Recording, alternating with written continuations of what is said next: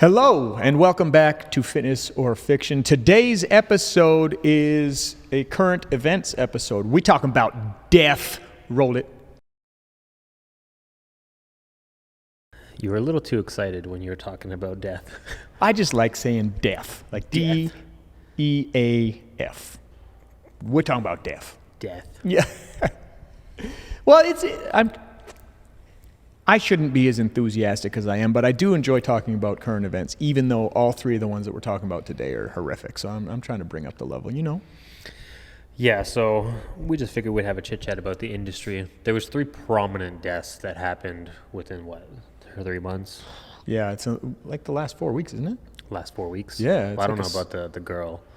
Oh, yeah, she's recent. But it's all different walks of life within the industry. One is relatively nutrition related, one is strength training related, and the other one is bodybuilding related. Yeah, I think it's more interesting to discuss specifically because they are 3 different areas, and people will draw their own conclusions based on these, and there's going to be the hyperinflation of the actual outcome as well. That's why you need to worry about that on all sides. Yeah. So like talking about, what happened as good as we know, which, we don't know all the details, but as well as we know from what we've read, and then talking about the implications and what that actually means. And then, of course, some of them, is like, how does that happen, is worth talking about. Yeah. So where do you want to start? You want to start with the vegan one, or do you want to start? Let's go with the vegan. Okay, yeah. Now, I think it's fair to talk about the vegan one first, not to be biased, but because I actually want to discuss that there's a strength training one and a bodybuilding one as well. And I don't want to just crap on one of them at all. They're all horrific. They're all sad. But the vegan one is an interesting one to start with because this is one of those things that it's just become that people just assume when they hear the word vegan, that's healthy. You think so? Well, that's what you see out there. I think, yeah, I guess, and I speak for everybody. I love who's when you do that. watching It's and my listening to the favorite. podcast. Yeah, if you hear the word vegan, you think that it's like an extreme variation of some kind of health. Vegan, gluten-free.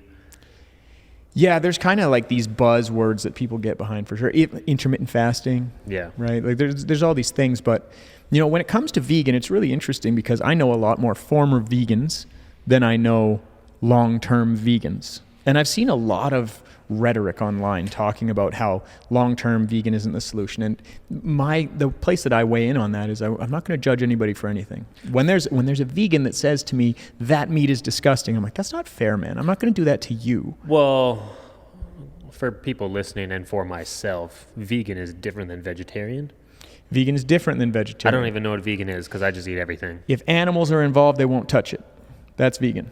So that includes like cheese, dairy. That includes dairy, eggs, honey. Fish, It honey. includes everything, yeah. They don't touch honey either. No. Because there could be bits of bees in there.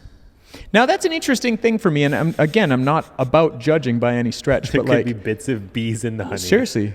Oh, yeah, seriously. Absolutely. Wow. Yeah, but when you look at that outlook, it's okay. But one part that I'm a little bit vexed by is like no interplay with animals as far as food stuff is concerned, even when it's not actually animals, because engaging in the consumption of honey would likely involve supporting people that would get more beehives going. So you're actually supporting the development of more animals. And it's not like they're in captivity with beehives. Yeah. So like I don't really understand the underpinnings there other than I had somebody, the reason I say there could be animal bits in there is because I had a vegan explain that to me, that's why she doesn't. So I'm not saying that tongue in cheek. That was actually the answer I got. But when it comes to veganism, my thought on the matter is that when you take a way of eating and that you're just cutting out a section of foods, like period, it's not usually the healthiest there is.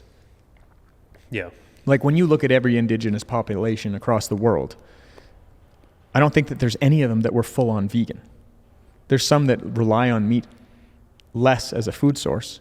But like as far as long-term veganism, I don't think we have a solid example of that. It doesn't exist. We're not that type of creature. Like we're omnivores, not herbivores. Yeah. So it throws me off a little bit coming from a different perspective. I'm a little bit of a hippie.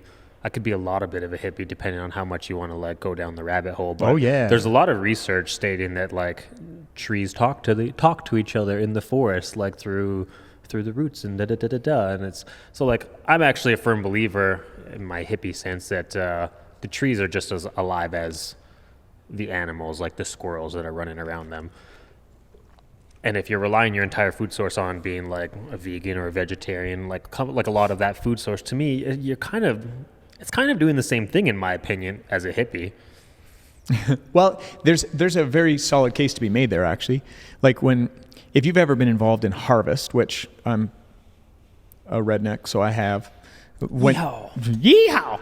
When you start dealing with harvest, you're harvesting like wheat, for example.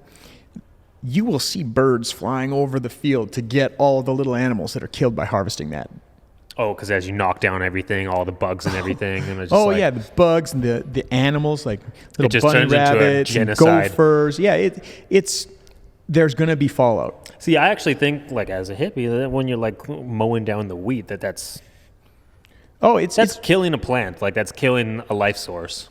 Well, yeah, but Hippie. that's part of being a person.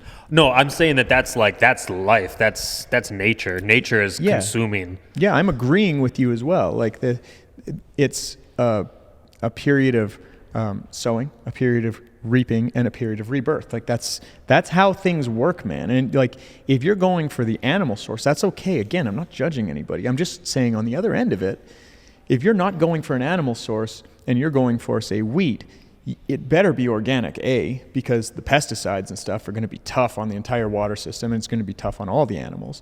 The harvesting process is still going to be tough on animals. And at the end of the day, if you're not supporting the consumption of meat, organic cattle is one of the most nutrient-dense foods in the world. I'm not talking about this heavily processed stuff. I'm talking about just grass-fed beef on its own. It's awesome. Like it has a lot of massive health benefits. Yeah. But it's become a thing where it's not bougie to say it's okay to eat meat, and that consumption also leads to a variety of other animals actually having a chance to live. We consume less meat, less animals even live. Mm-hmm. So there's that end of it, and I'm not saying that it's better or anything. I'm just saying there's that argument to be made. But when we start coming down to Zhanna Samsonovaa, she was a vegan influencer, and this vegan influencer was subsisting on mainly like sunflower seeds, sprouts, and tropical fruits for the last 7 years. Mm-hmm. Apparently was starting to get swollen legs and had kind of symptoms of something going on, and refused to get off of the kind of raw vegan diet.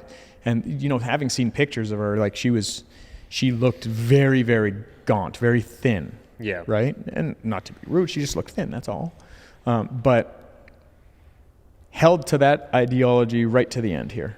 So there's two parts to this. A, could it have been that? Well, maybe. Yeah, they didn't disclose exactly the details, but one could make assumptions. Well, and that's what people do because it makes a good news story. But on the other end of it, it could have been an infection that would have got her anyway. You got to give that voice. Yeah. But at the end of the day, I find the concept of it, like, I don't think that you can just say, well, she died because she's a vegan. And there's a lot of stories that did say that. Mm-hmm. I'm just not ready to buy into that. Yeah. Let's say she did. Okay, well, that's something to learn from, but it seems to me like there was some sort of infection or something going on. That's what her mom reported. She said that she had some sort of infection going on. But when I look at that, it's like, okay, well, there was something going on that she passed away from. But the interesting thing for me is holding to the ideology of I only eat this even when like health is waning. Yeah. It's a very interesting thing. Mm-hmm. So are we suggesting that a vegan diet isn't the optimal diet? Is that what you're dreaming of? On the other end, either is a carnivore. Well, the carnivore diet, for those of you who don't know, there's I don't know, it's not fad or a phase, or it's a real thing. It's been around for centuries. I don't know. It's an approach. It's an approach. Let's call it It's an approach where you basically just only eat meat. And we're talking about like you can throw some butter in with your steak and you can have some eggs, but a lot of it is like organ meats and heavy, like high fat meats. You're not talking about chicken breast here. You're talking about like much more fatty cuts of meat. A lot of it is red meat, actually. A lot of it is red meat. Yeah.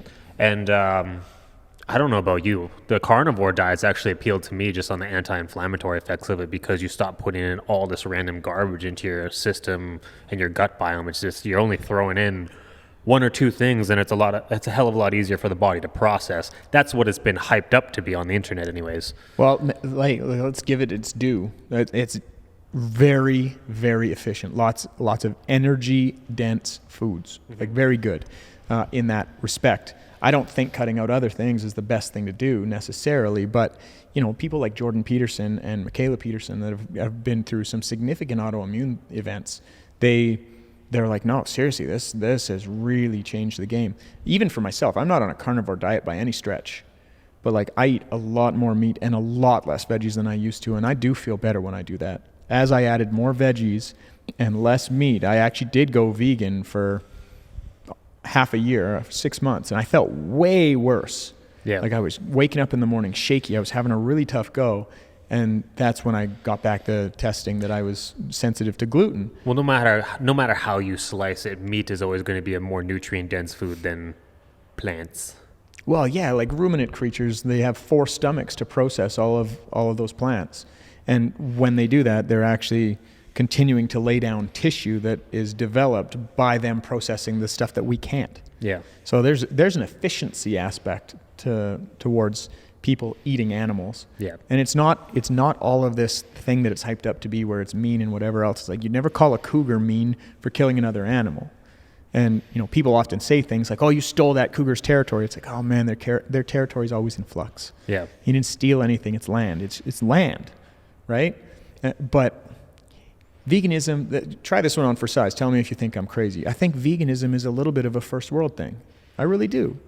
I don't think people that are just trying to get by are really going to be like, "Oh no, I would never eat that animal. Like it's not respectful," and things like this. Yeah. It's like, you can provide respect and gratitude to that animal without, like, people are just treating it with a paintbrush. Like, well, if you consume meat, then you're a bad person. You're a murderer and whatever else. It's like, no, you're applying words that don't fit. Murderer would be to your same species. This is very different. I think it's a small percentage that feels that way. But they're a loud percentage. Yeah.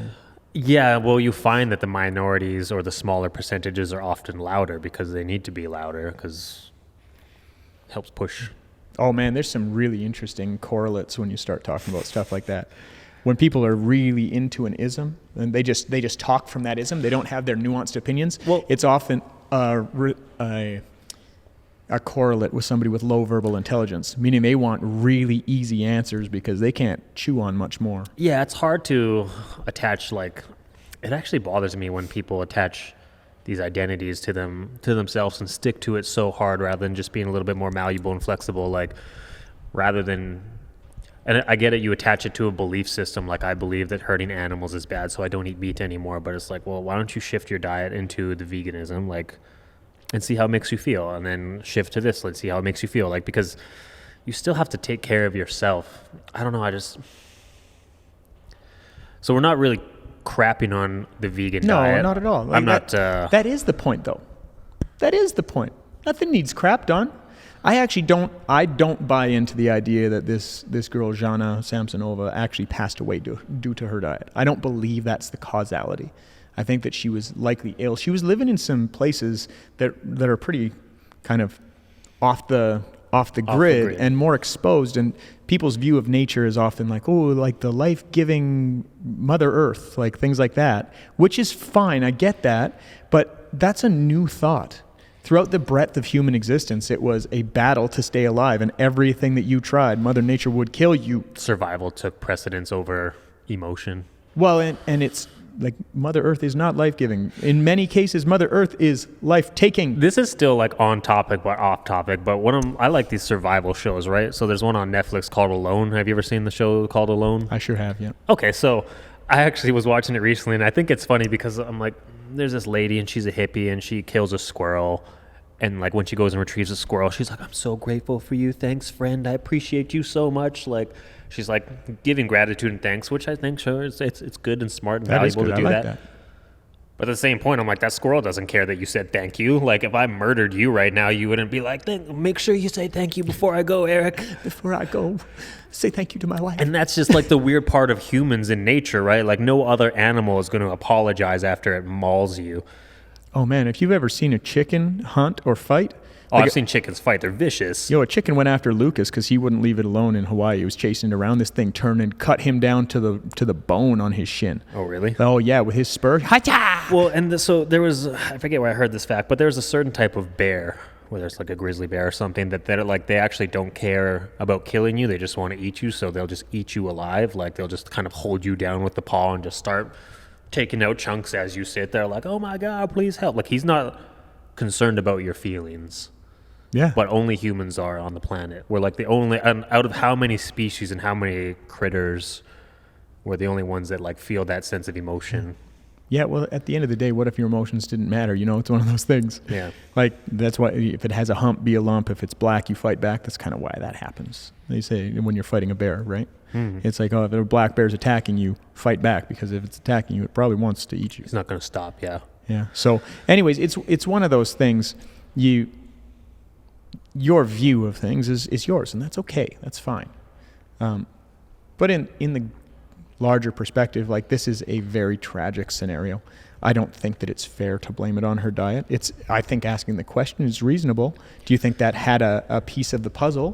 Do you think if she went away from that when she was experiencing challenges so she could gain some body weight, that would help her mount a defense? Yeah, I think those are all reasonable questions, but I don't think it's fair to just be like, she died because she's a vegan. Yeah, that's an interesting question. Like, if she changed her diet, would it give her body like the resources to fight a little bit harder? But looking at the pictures, it didn't look like she had a lot of weight to mount a defense. I'll say that. It's one of those things, though, like, everything is about clickbaiting.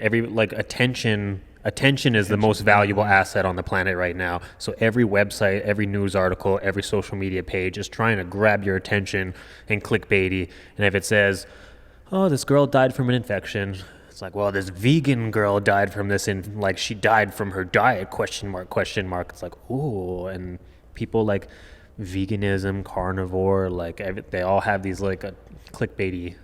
Yeah, well, and what we see more of now is that there's clickbait that will hit somebody's algorithm and it just kind of enters their echo chamber, just kind of re-engages and refocuses them in on, you're right, man. You're right. This is part of your algorithm. That is totally right. Here's another example. You want to know a weird fact about the algorithm? Social media algorithm? Yeah, I do. Just for fun. If you were on TikTok, let's say, and this vegan story came up on your TikTok, and say you're watching it, and then Will comes and harasses you and bugs you, and you drop your attention for a second, you put your phone down, and you start talking to him, and it rolls that more than once, it'll assume that you did a 560% watch time. It's like, wow, he really liked this. He liked it so much, he watched it 560% of the time. So then it's going to automatically pump more. So, like, even for me, when I'm creating social media content, if you can create social media content that will make the viewer watch it more than once, it's like, it counts as like double the views, double the that's intention. social media nirvana right there. Well, it's so weird too, right? Like, everybody has that feature where me and you talk about veganism and our cell phone picks it up on the microphone, and then all of a sudden we're getting like vegan advertisements or something. But yeah, it's crazy stuff, man. Anyways, At the end of the day, though, just to say where I land on this, I don't believe that she died because of her vegan diet. I think that it could be a correlate. I don't think that it's a causation. But, at the end of the day, I do believe that the way that you eat is yours, and that's fine. But I think that we shouldn't just look at things as like, well, this is good, that is bad. Things are more nuanced than that. I think we can take a broader perspective. And in a lot of cases, when your body weight starts getting low, it's kind of this spectrum of fitness versus being sick. If you're just a healthy person but you're not fit, it's only one step to getting sick. If you're a fit person, it takes one step to go back down to just healthy and another step to get to sick. Yeah. And that's kind of what I would say in that scenario, because only visually speaking, that person was deeply underweight, and there could be a lot of reasons for that. But there's a lot of hype too, because it's an influencer. You have carnivore influencers, vegan influencers, vegetarian influencers, juicing, cleanses, this, that. It all buys into the hype. And I guess maybe something that we don't say often enough is you need to be flexible with your viewpoint and actually be adaptable based off of, because humans aren't that smart. We're pretty dumb monkeys on the grand scheme of how we view the world, and even how we're being consumed by our phones and stuff. So I just find like a lot of people, as they get in there, like when they identify themselves with things and they attach themselves to these ideologies, and you're not flexible to your opinion shifting, that's when you can get caught up in some BS hype. This is the intellectual version of Fight Club. You are not the car you drive. You are not the house you live in, right? Yeah. It's the same thing. You are not your system of value necessarily, I'm going to right? introduce you to my boy Curtis. He's a vegan. Yeah, exactly. Yeah, it's one of those stories. It applies to a variety of things. It's like, how do you know somebody's a pilot? Don't worry, they'll tell you. It works with a lot of different things, right? Yeah. Some people use it for CrossFit and things like this, but it's the same idea, right? But at the end of the day, this whole idea of here is the best diet, it is fiction. I will say that straight up. If somebody's just going to say this is the best diet for everybody, fiction. Like that. That goes for all of the diets right now. Well, that's what I'm saying. It just gets so myopic that it loses reality. If we could sit here and say what the best diet was of all time, we would, but I don't think we can. Yeah, it would literally be for who and for what goal. Yeah, it's all person specific. That's exactly the point. But so tragic story, but passed away way too young. But that's where we're at with it. If you guys are still here with us, we appreciate you guys listening and your support. If you got any comments or you want to add to the conversation, let us know in the comments below, and I'll be sure that we eyeball them with our eyeballs.